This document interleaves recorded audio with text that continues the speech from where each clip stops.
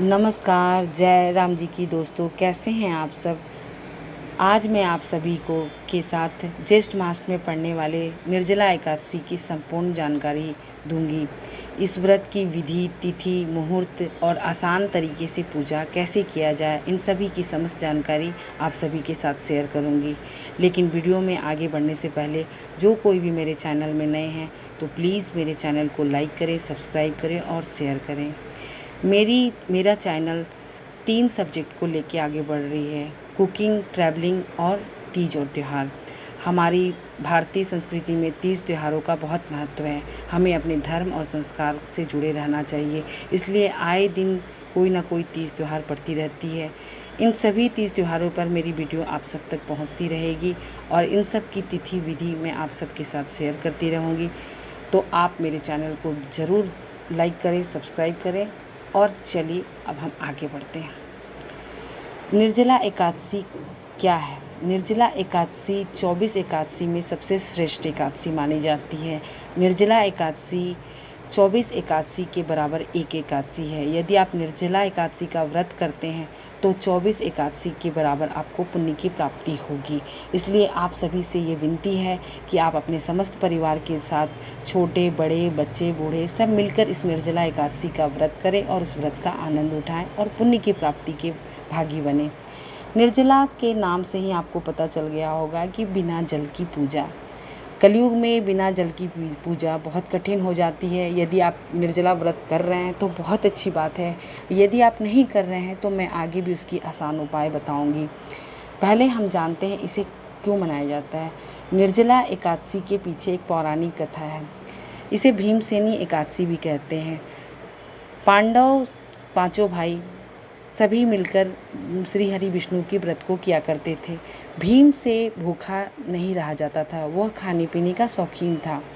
पर महर्षि वेद व्यास जी ने उसे कहा कि सारे भाई तुम्हारे पुण्य के भागी बन रहे हैं, तो क्यों ना तुम निर्जला एकादशी कर कर उनके समान पुण्य के भागी बनो। भीम को उन्होंने इसकी कथा, विधि और पूजा बताया।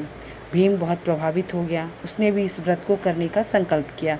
उस दिन से उन्होंने इस व्रत को रखा, पूरे विधि विधान से श्री हरि भक्ति की पूजा की, उपासना की और उस दिन से यह परंपरा चली आ रही है कि इस व्रत का नाम भीमसेनी एकादशी और निर्जला एकादशी रखा जाता है। यह सबसे श्रेष्ठ होता है, एकादशी माना जाता है। इस एक एकादशी करने से इंसान के समस्त पाप दोष सब नाश हो जाते हैं और उसे पुण्य की प्राप्ति होती है। निर्जला एकादशी की तिथि कब है? इसकी तिथि 20 जून 2021 के शाम 4:21 से शुरू होगी और इसका समापन 21 जून को 1:31 पर इसका समापन होगा। और इसकी पारण की तिथि द्वादश तिथि को पड़ेगी, जो कि 22 जून को 10:22 तक ही रहेगा। उस तिथि में आप पारण जरूर कर लें।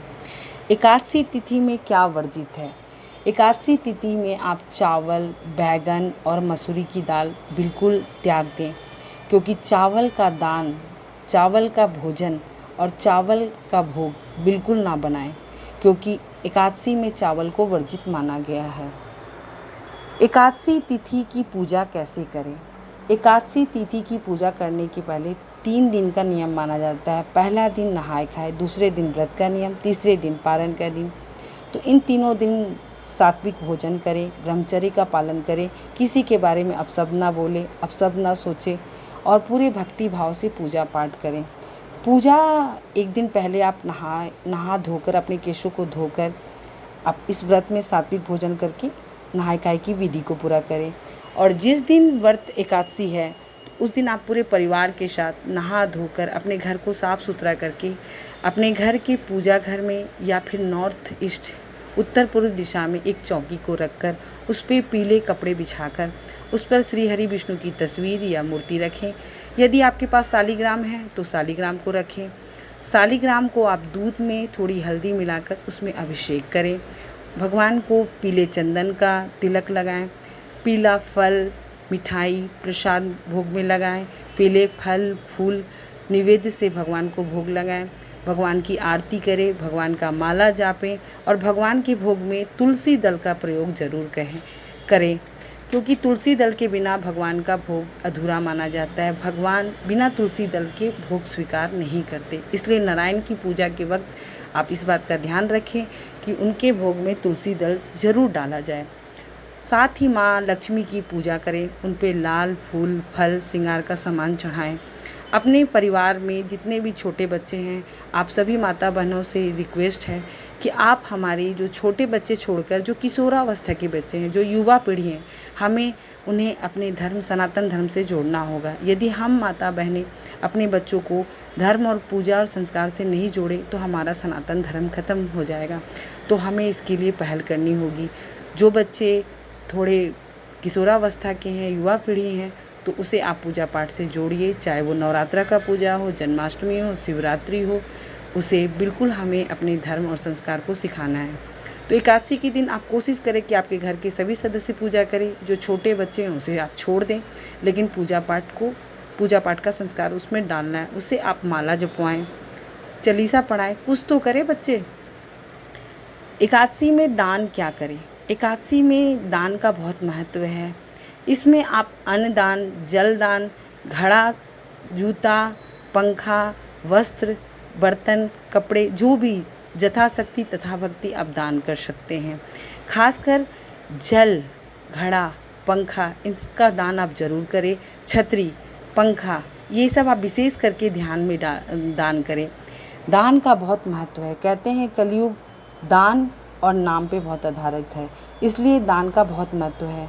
आपके घर में जो आपके पास संभव है उसमें दान में आप कमी ना करें।